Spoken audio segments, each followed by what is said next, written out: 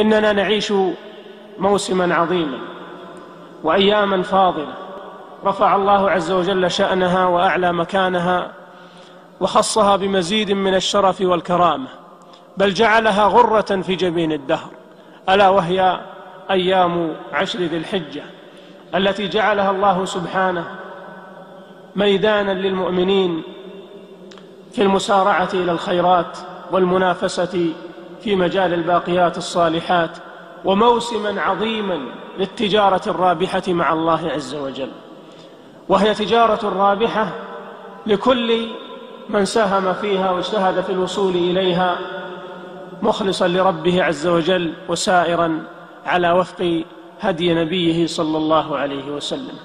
وإن شرف هذه الأيام لأمر معلوم من دين الإسلام، وقد تواطأت نصوص الكتاب والسنة على التنويه بفضلها والإشادة بمكانتها وعظيم شرفها والإعلان عن تعظيم الله عز وجل لشأنها، فقد أقسم الله سبحانه وتعالى بها تشريفا وتكريما لها فقال: والفجر وليال عشر والشفع والوتر. والله عز وجل لا يقسم بشيء من مخلوقاته، وله أن يقسم بما شاء من خلقه، بخلاف البشر فلا يجوز لهم إلا أن يقسموا باسم من أسماء الله وصفة من صفاته سبحانه. الله عز وجل لا يقسم بشيء من خلقه إلا ليلفت أنظار العباد إلى ما فيه من الفضل أو العظات البالغات والآيات الباهرات. فإقسامه عز وجل بهذه الأيام العشر دليل على عظم شأنها عند الله عز وجل وشدة شرفها عنده. والفجر وليال عشر، والليال العشر هي عشر ذي الحجة كما قاله غير واحد من السلف والخلف. ثم قال: والشفع والوتر.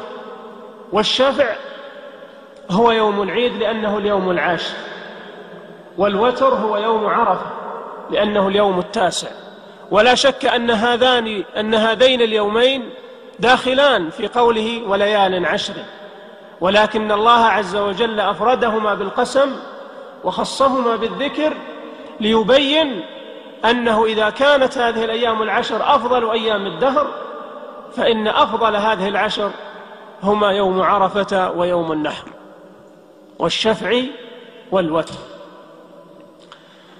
وهذه الأيام العشر أيضا هي الأيام المعلومات التي قال الله عز وجل فيها: وأذن في الناس بالحج يأتوك رجالا وعلى كل ضامر، أي راجلين وراكبين، يأتين من كل فج عميق. لماذا؟ ليشهدوا منافع لهم ويذكروا اسم الله في أيام معلومات. سبحان الله، ويذكروا اسم الله في أيام معلومات. والأيام المعلومات هي عشر ذي الحجة، وإنما قيل لها معلومات لأجل الحرص على علمها ومعرفة وقت دخولها لتميزها وعظيم فضلها وعظم أجر العمل الصالح فيها، ولأجل أن وقت الحج في آخرها. إذن سميت معلومات لسببين، لغايتين: أولا لحرص أهل الإيمان الموفقين على العلم بها ووقت دخولها حتى يغتنموا ما فيها من الأجر والذخر ويجتهدوا فيها بأنواع الطاعات والعبادات. والثانية يحرصون على علمها ومعرفة وقت دخولها لأن وقت الحج في آخرها. هذه بعض الآيات التي وردت دالة على فضل أيام العشر.